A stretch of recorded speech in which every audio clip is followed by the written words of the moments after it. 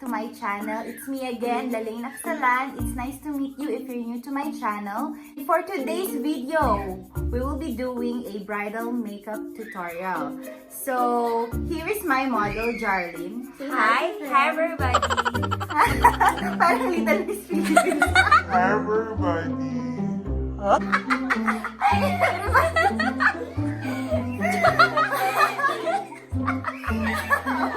So guys, if you want to learn how I did this bridal makeup look, please keep on watching. To start off, gumamit ako ng moisturizer and I am massaging it on the face. This is to help prep the face and the skin. It will also help boost collagen production. That way your skin will be glowing. Next is this eye cream. Lalagay lang natin ito sa under eyes and sa lids. This will help reduce the puffiness of the eyes, so magmumukhang mas awake yung eyes natin. And I'm spraying this moisturizer mist to give that extra moisture on the skin. Of course, don't forget the lips. Hindi lang yung face ang mino-moisturize, dapat pati ang lips. Next, we'll proceed to the primers. I'm using two primer here. First off, this silicone-based primer to help minimize the appearance of her pores.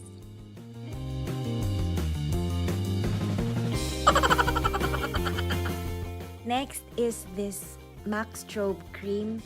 This one is one of my favorite product na ginagamit sa mga bride kasi it gives that glow from within.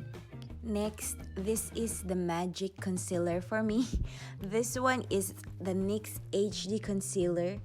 This time, we will be covering her microbladed eyebrows so that it won't affect the color that we want to achieve and also the shape for this bridal makeup look. And also using this same concealer, I will be hiding the imperfections on her face.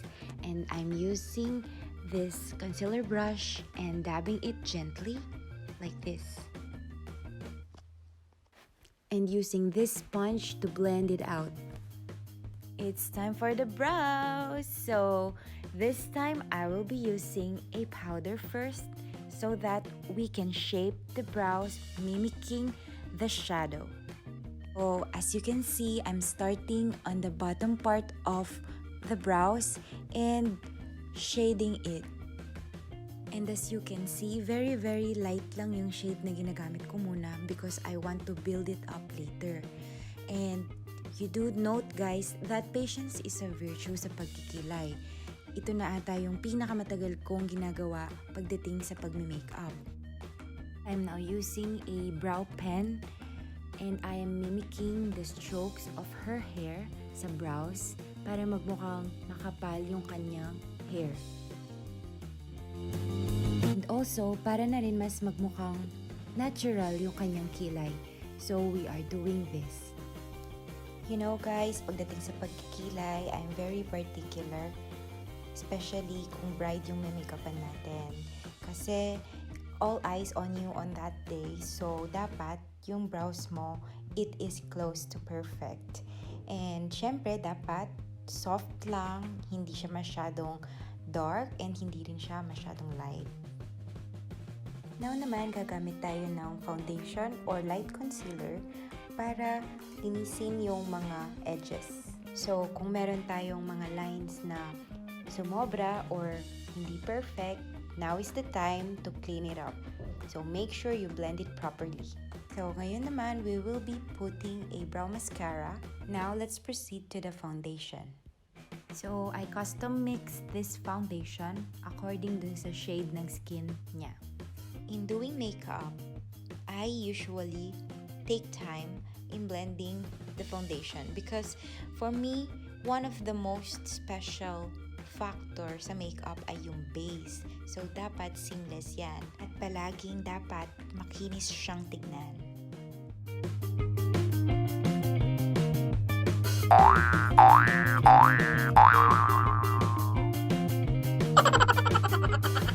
So, I will be using this darker foundation that will serve as a contour. So, ilalagay lang natin yan sa mga sides ng kanyang face and also sa chin, and also the forehead. Pati na rin sa nose line, don't forget. And you will see how I will be blending this using a beauty blender.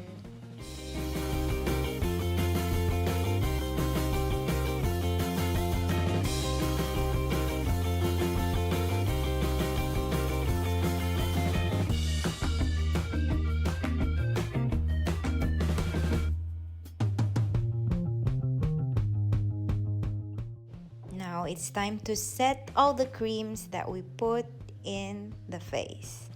But before that, nakita ko na hindi pa ako satisfied sa kanyang under eye. So, I'll be putting this light concealer to cancel or to highlight the center of the face.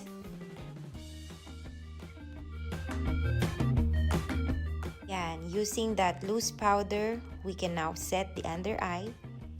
And also, ibibake ko yan para mas makinis siyang tignan. Sisip-sipin nung foundation yung powder para ma-mattify niya and mas maging long-lasting siya later. And now, as you can see, maglalagay tayo ng eye primer. So, I'm using this soft ochre from MAC. I love this one kasi talagang nagsistay yung eyeshadow sa kanya. Now, we will be setting it with a light eyeshadow. Tapos, nakita nyo ba yan? Yung shade na yon, yun yung lalagay natin sa kanyang crease as a transition shade. So, ilalagay mo lang yan anyhow muna. Later na natin yan i-blend. And, yan. Ganda. So, next, dito sa may bandang outer part, maglalagay tayo ng brown color. Ayan. So, tinitimpla-timpla ko pa kung anong bagay sa kanya. So, I've decided to put a darker shade dito sa may kanyang inner corner so that her eyes will look bigger. Now, maglalagay na tayo ng Shining Shimmering Splendid dito sa kanyang center part ng eyes. Hindi pa nakontento ang lola mo, maglalagay pa tayo ng powder na Shining Shimmering Splendid. Kanina kasi cream yung nilagay natin. Now, building up the color, I will be using this darker brown na ilalagay natin sa kanyang outer V, pati na rin sa inner V corner. So, after nyan, I will be getting the brush that I used a while ago, kanina nung sa transition color, para i-blend yung lahat ng colors. And ngayon, I'm using this brown eyeliner. So, I'm putting this sa kanyang lash line para mas magmukhang makapal yung kanyang pilik mata. And also, para mamaya pag naglagay tayo ng eyelash extension, hindi siya masyadong halata. So, ngayon, curl lang natin ang kanyang lashes. And after that, mascara! So, softly and gently, lagyan lang natin ng ating mga lashes. And syempre, nilagay ko na rin ang lashes off cam. After that, we will be using this brown eyeliner pen. Yan. So, after nun, syempre, we have to remove yung bake kasi na-overbake na nga, no? So, gagamit ako nitong Laura Mercier powder, glowing powder. Actually, this powder is so good. Grabe, sobrang nipis lang niya pag nilagay mo sa skin and meron siyang glow effect. Grabe. And don't forget also your lower lash line. Kailangan meron siyang eyeshadow na nilagay mo dun sa top para mag-balance siya. And after nun, I will just highlight the brow bone para mas maging prominent siya and mas maganda siyang tignan, especially sa camera. Yan din natin siya ng highlight dito sa may inner corner ng kanyang eyes para mas maging popping yung kanyang eyes. Siyempre, hindi pa nagtatapos dyan ang makeup niya. Lalagyan natin ng white or peach eyeliner para mas magmukhang bigger nga yung eyes niya. And syempre, palagi nating tignan yung mga details. Every detail counts sa bridal makeup. I'm setting this contour cream kanina na nilagay natin sa face niya with powder para mas maging dimensional yung kanyang face. And also, pati na rin yung kanyang nose line. After nun, malapit na tayong matapos. It's highlighter or illuminator part. So, ilalagay mo lang yan. Alam ko, kabisado nyo na yan. Ilalagay nyo lang yan sa highest points ng face nyo. And next is the blush. So, I'm using this peachy blush muna sa kanyang cheeks. Yan, lalagay natin dyan. And after that, I will be topping it with a pink blush, which is this one.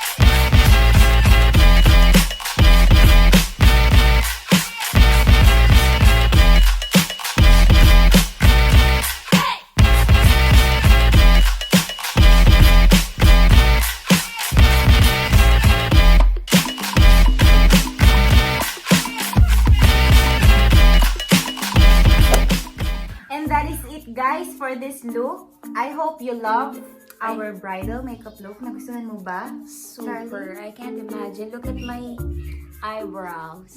Thank you. It's like a magic. It's a magic, you know? We just did a soft bridal makeup look na akmang-akma para sa face shape niya. So, we just did a straight brows na may konting arc on this side kasi para mas maging young looking, I think. And for me, proportion yung ganitong shade sa kanyang face and hair as well. It's not too dark and it's not too light. So, it's looking fresh. So, dun kami nag-focus eyes and yung eyebrows niya. Sa bridal makeup look naman, usually yung mga ina-achieve lang natin look is yung fresh, glowing, and very, very simple look. No, parang yung itsura mo pa rin, but enhanced, diba? So, I hope na nagustuhan ninyo ang ating look for today. Thank you guys so much for watching and God bless you all. Thank you! Bye!